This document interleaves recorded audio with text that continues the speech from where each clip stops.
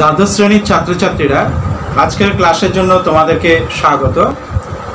আজ আমরা পাঠ করব কবি সমর সেন রচিত মহুয়ার দেশ কবিতাটি।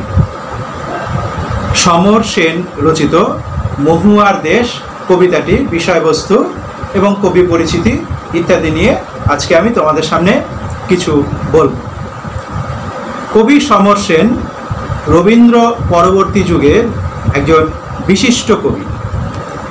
যদিও তার কাব্য কবিতার সময় অর্থাৎ কবি জীবন খুব সংক্ষিপ্ত, মাত্র 14 বছর, কিন্তু এই সংক্ষিপ্ত সময়ের মধ্যেও তিনি বেশ কয়েকটি কাব্য রচনা করেছেন এবং তা বাংলা সাহিত্য জগতে, কাব্য সাহিত্য জগতে তার কিন্তু সুদূর প্রসারী ফলাফল রয়েছে।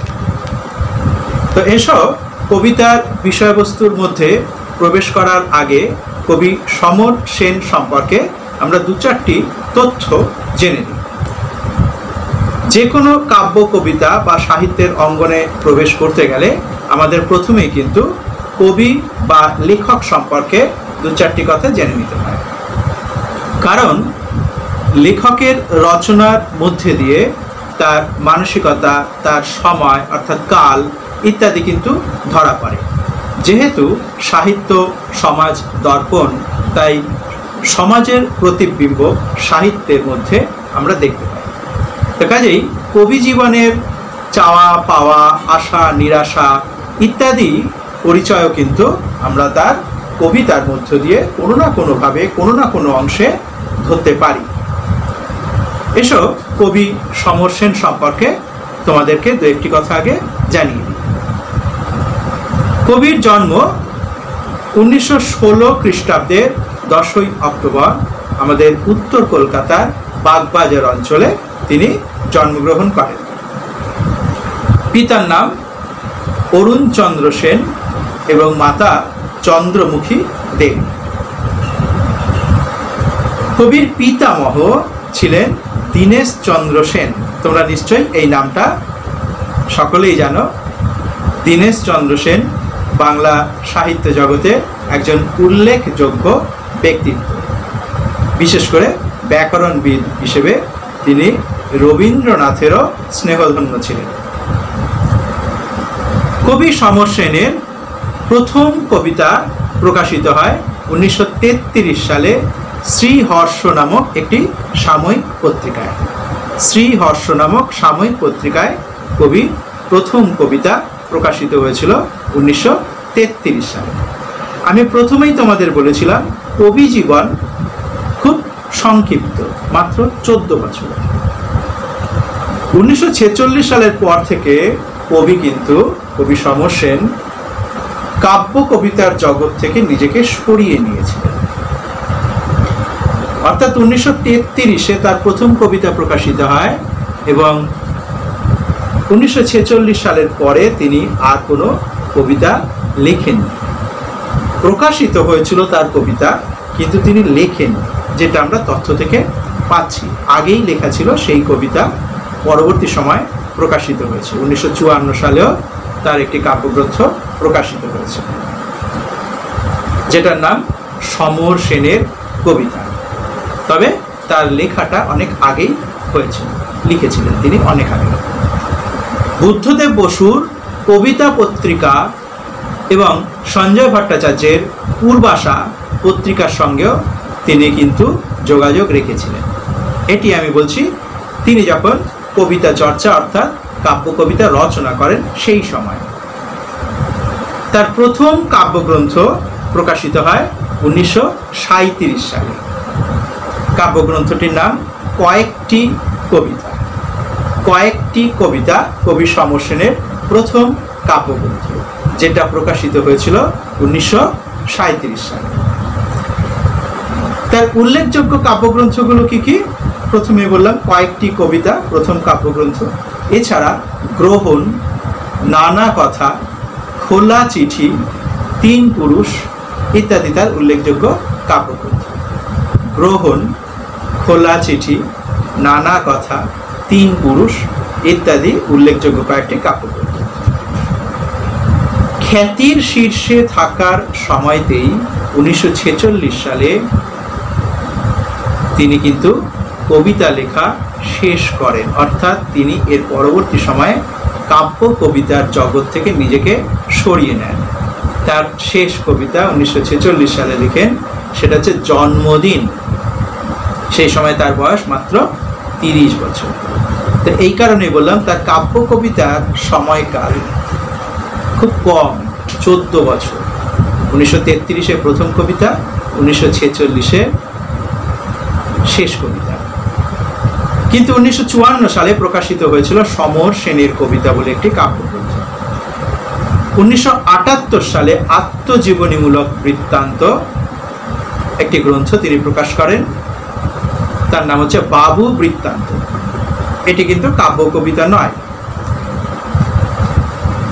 তাহলে কাব্য কবিতার জগৎ থেকে সরে আসার পরে তিনি বিভিন্ন ভাবে কর্মের মধ্যে নিযুক্ত হন।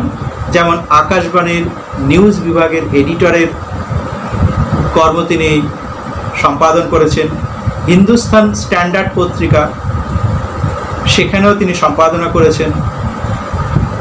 নাও পত্রিকা, সেই পত্রিকার সঙ্গে তিনি যুক্ত ছিলেন, তার সম্পাদক ছিলেন। অনুবাদকের কাজ নিয়ে 1957 সালে তিনি রাশিয়াতে গিয়েছিলেন। অর্থাৎ নানাভাবে তিনি কর্মজগতে ব্যস্ত ছিলেন। তাহলে তার কাব্য কবিতার মধ্যে যে দু একটি বৈশিষ্ট্য আমরা পাই, সেগুলো কি কি? বিষয়বস্তুর গভীরতা। যতগুলো অল্প কিছু সংখ্যক কাব্য কবিতা তিনি লিখেছেন, কিন্তু তার মধ্যে বিষয়বস্তুর গভীরতা কিন্তু প্রগাঢ়। প্রকাশগত তীর্যকতা, তীব্র গণচেতনা, মানুষের কথা, সাধারণের কথা, নাগরিক সভ্যতার অস্থিরতার কথা তার কাব্য কবিতায় কিন্তু স্থান পেয়েছে। তিনি ছিলেন মুক্ত মনের মানুষ, অর্থাৎ কোনো প্রকার সংকীর্ণতা তার মধ্যে স্থান দেননি, মনের মধ্যে স্থান দেননি, এবং তার প্রতিফলন ঘটেছে তার কাব্য কবিতার মধ্যে। তাই তার কাব্য কবিতা যেন স্বাধীন বিবেকের প্রতীক হয়ে উঠেছে। তাহলে ছোট্ট করে কবি সমর সেন সম্পর্কে আমি তোমাদের একটু ধারণা দিলাম। এবার চলো আমরা তার কাব্যের মধ্যে, অর্থাৎ আমাদের যে পাঠ্য অংশ মহুয়ার দেশ, আজকে মহুয়ার দেশ এই কবিতাটার প্রথম পাঠ আমি তোমাদের দান করব, কারণ একদিনে আলোচনা সমাপ্ত করা যাবে না। আজকে মহুয়ার দেশ কবিতাটির প্রথম পাঠের আলোচনা। কবিতাটি একটুখানি পাঠ করে নিই। মাঝে মাঝে সন্ধ্যার জলস্রোতে অলস সূর্যোদয় একে, গলিত সোনার মতো উজ্জ্বল আলোর স্তম্ভ, আর আগুন লাগে জলের অন্ধকারে ধূসর ফেনা। সেই উজ্জ্বল স্তব্ধতায় ধোয়ার বঙ্কিম নিঃশ্বাস ঘুরে ফিরে ঘরে আসে শীতের দুঃস্বপ্নের মতো। অনেক অনেক দূরে আছে মেঘ মদির মহুয়ার দেশ, সমস্তক্ষণ সেখানে পথের দুধারে ছায়া ফেলে দেবদারুর দীর্ঘ রহস্য, আর দূর সমুদ্রের দীর্ঘশ্বাস রাত্রের নির্জন নিঃসঙ্গতাকে আলোড়িত করে। আমার ক্লান্তির উপরে ঝরুক মহুয়া ফুল, নামুক মহুয়ার গন্ধ। পরবর্তী অংশ বলছেন, এখানে অসহ্য নিবিড় অন্ধকারে মাঝে মাঝে শুনি মহুয়া বনের ধারে কয়লার খনির গভীর বিশাল শব্দ, আর শিশিরে ভেজা সবুজ সকালে অবসন্ন মানুষের শরীরে দেখি ধুলোর কলঙ্ক। ঘুমহীন তাদের চোখে হানা দেয় কিসের ক্লান্ত দুঃস্বপ্ন। আমি কবিতাটা একটু পাঠ করলাম, এবার আলোচনার মধ্যে প্রবেশ করি। কবিতাটা কিন্তু তোমাদের বারবার করে পাঠ করতে হবে। কবিতা যত পাঠ করবে, বিশেষ করে আধুনিক কবিতা, তো তোমাদের মনে হতে পারে এটা তো সেই ছোটবেলাকার ছন্দ, যেভাবে মিল থাকতো চরণের শেষে, তো এখানে তো সেই রকম মিল নেই, তাই পড়ার ক্ষেত্রে তোমাদের একটু অসুবিধা হয়। তাই বারবার করে পড়তে হবে, বারবার পড়লে কিন্তু গভীরে প্রবেশ করতে পারবে। যে কথাটা আমি আগেই বলেছি, কবি সমর সেনের কাব্য কবিতার বিষয় হচ্ছে ব্যাপকতা। গভীরে যত তুমি ঢুকতে পারবে, তত তার অন্তর্নিহিত তাৎপর্যটা অনুভব করতে পারবে। নামের মধ্যে দিয়েই আমরা বুঝতে পারি কবিতাটার নাম কি, মহুয়ার দেশ। তাই নামের মধ্য দিয়েই আমরা বুঝতে পারি মহুয়া বনে পরিপূর্ণ যে অঞ্চল, সেই অঞ্চলের কথাই কবি কিন্তু বলতে চেয়েছেন। গাছ গাছালিতে পরিপূর্ণ সেই মহুয়া বন দ্বারা আকীর্ণ যে অঞ্চল, সেই অঞ্চলের কথা তিনি বলছেন। সাধারণভাবে সেই অঞ্চলটি কোন অঞ্চল? আমরা যাকে বলি সাঁওতাল পরগনা। সাঁওতাল পরগনা নামে যে অঞ্চল পরিচিত, সাধারণভাবে আদিবাসী জনজাতির মানুষ সেই অঞ্চলে বসবাস করে। চারিদিকে বন বনানীতে ঘেরা সেই বনভূমি, যেখানে শাল, সেগুন, মহুয়া প্রভৃতি বনভূমির প্রাচুর্য দেখা যায়। আর মহুয়ার ফুল যখন ফুটে থাকে আর সেই গন্ধ চারিদিকে ছড়িয়ে পড়ে, আমরা কিন্তু আমোদিত হই। মহুয়ার গন্ধে আমাদের নেশা লাগে, আমরা কিন্তু বিভোর হয়ে যাই। বিশেষ করে যারা শহরে বসবাস করে, তারা কিন্তু যদি সেই মহুয়া বনের ধারে আমরা যাই, সেই মহুয়া বন আকীর্ণ যে গ্রামাঞ্চল, সেখানে যদি আমরা যাই, তাহলে সেখান থেকে আসতে কিন্তু আর মন চাইবে না। কবি সমর সেনও সেই মহুয়া বনের ছবি, সেই মহুয়া বন পরিকীর্ণ যে অঞ্চল, সেই অঞ্চলের ছবি আমাদের চোখের সামনে তুলে ধরছেন, এবং তিনি কিন্তু সেখানে কল্পনার চোখে চলে গেছেন বা চলে যেতে চাইছেন। মহুয়া ফুল চারিদিকে ছড়িয়ে পড়ে, আমোদিত হয়, সেই গন্ধে আমাদের নেশা লাগে, আমাদের হৃদয়ের পক্ষে তৃপ্তিকর। প্রকৃতির অনাবিল সৌন্দর্য সেখানে উপস্থিত। চারিদিকে সেই বনের ধারের গ্রামের প্রকৃতি অনেক সুন্দর, অনেক স্বচ্ছ। বিশেষত আমাদের শহরবাসীদের কাছে অনাবিল সৌন্দর্য নিয়ে সেই মহুয়া বন উপস্থিত হয়।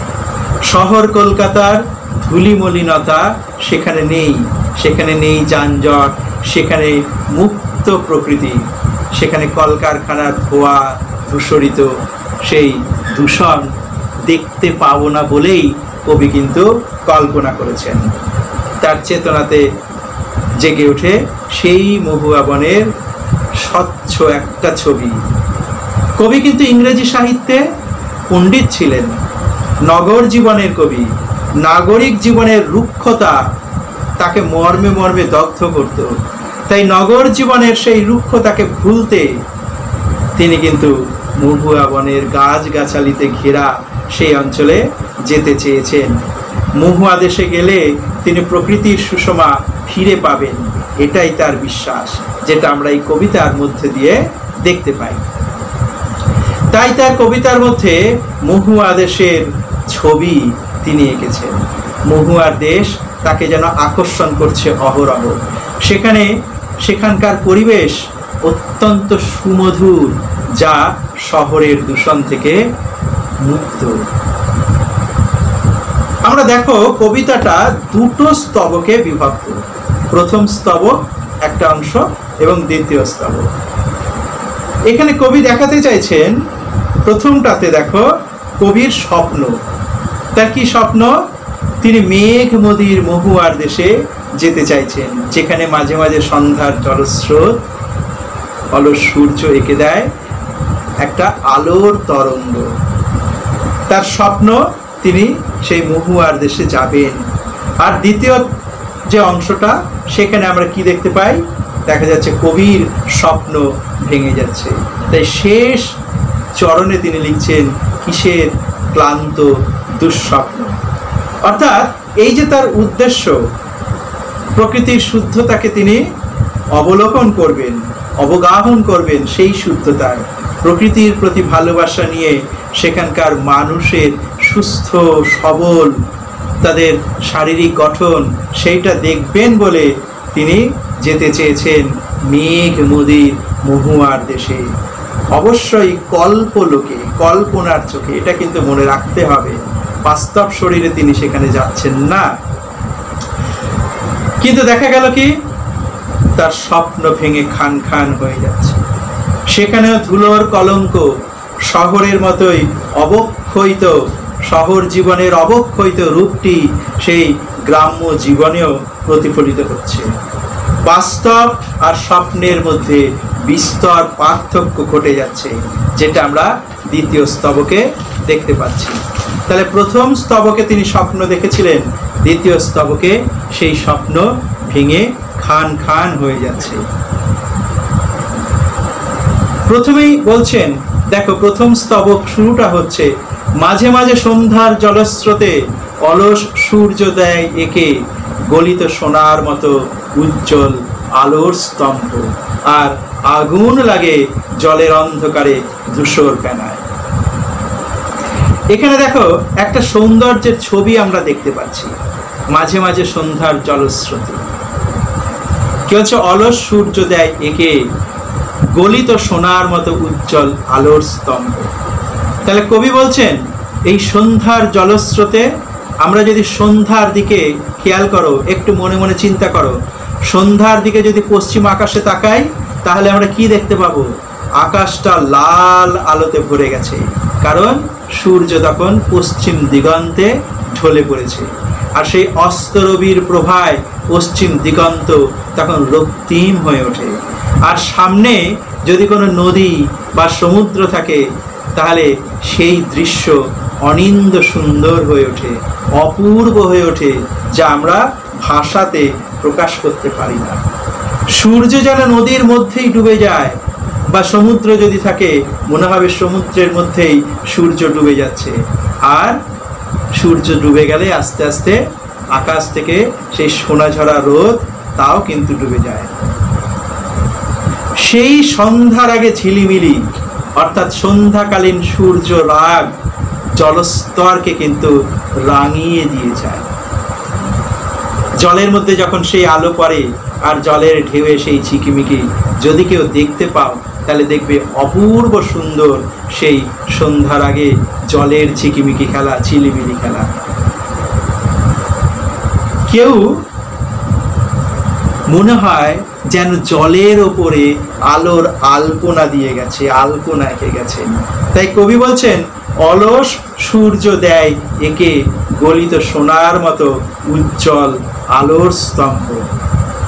যেন আকাশ থেকে সোনা ঝরে ঝরে পড়ছে জলের মধ্যে, আর আলো সেখানে খেলা করছে, আলোর তরঙ্গ জলের তরঙ্গের মধ্যে মিশে যায়। তবে এটা কিন্তু ক্ষণিক। এখানেই আরেকটি ছবি কবিকে কিন্তু ভাবিয়ে তুলছে।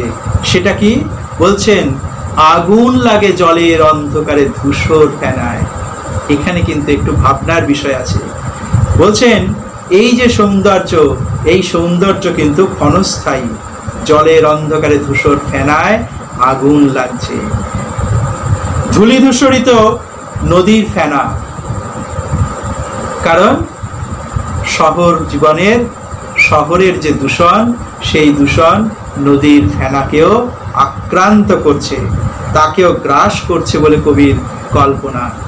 সেই ধূসর ফেনা শহরের কলঙ্কিত দিকটিকেই কিন্তু চিহ্নিত করছে। একদিকে আলোর স্তম্ভ, সোনা ঝরছে, গলিত সোনা, আবার আলোর স্তম্ভ যখন বিলীন হয়ে যাচ্ছে, বিলীন হয়ে একটু একটু করে মিলিয়ে যাচ্ছে, তখন জলের অন্ধকারে ধূসর ফেনারা আবার জেগে ওঠে।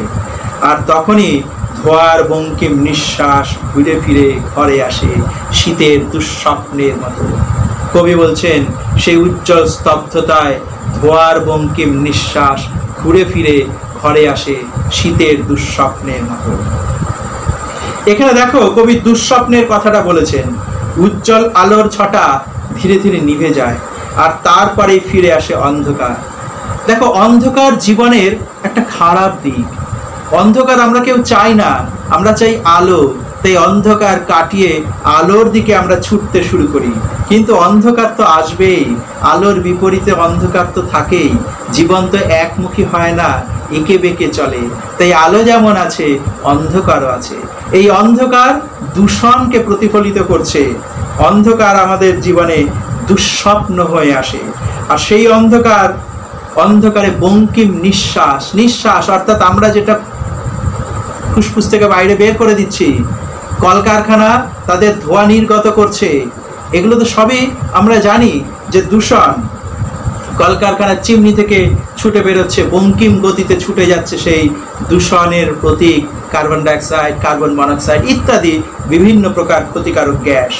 শীতের মতোই তার দুঃস্বপ্ন। শীত আমরা চাই না, গরিব মানুষদের কাছে কিন্তু শীত মোটেই শুভ হয়ে দেখা দেয় না। তাই শীত আমাদের কাছে দুঃস্বপ্ন। তেমনই দুঃস্বপ্ন ওই সন্ধ্যার আগে ঝিলিমিলির পরেই জলের স্তরে সেই ফেনা, ধূলি ধূসরিত ফেনা, যা দূষণটাকে প্রতীক করে তুলছে, দূষণের প্রতীক হয়ে দাঁড়াচ্ছে, সেটা কিন্তু আমাদের সামনে দুঃস্বপ্ন। আর ওই সুন্দর দৃশ্যের পরেই এই অসুন্দরের ভাবনাটাও কবির চেতনায় জাগ্রত হয়েছে। কবি কিন্তু আমাদেরকে সতর্ক করছেন, কারণ সুন্দর প্রকৃতি আর সুন্দর থাকছে না।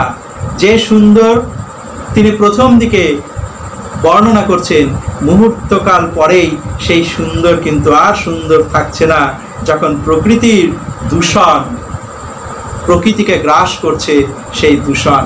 তাই বলছেন, ধোঁয়ার বঙ্কিম নিঃশ্বাস ঘুরে ফিরে ঘরে আসে শীতের দুঃস্বপ্নের মতো। আজকে বন্ধুরা এই পর্যন্তই। আবার পরবর্তী পাঠে, দ্বিতীয় পাঠে সম্পূর্ণ পরবর্তী অংশটা আবার আলোচনা করে দেব। তাহলে মহুয়ার দেশ কবিতার প্রথম পাঠ আজ এখানেই শেষ করলাম। কবি সমর সেন রচিত মহুয়ার দেশ কবিতার প্রথম পাঠ এখানেই শেষ হলো।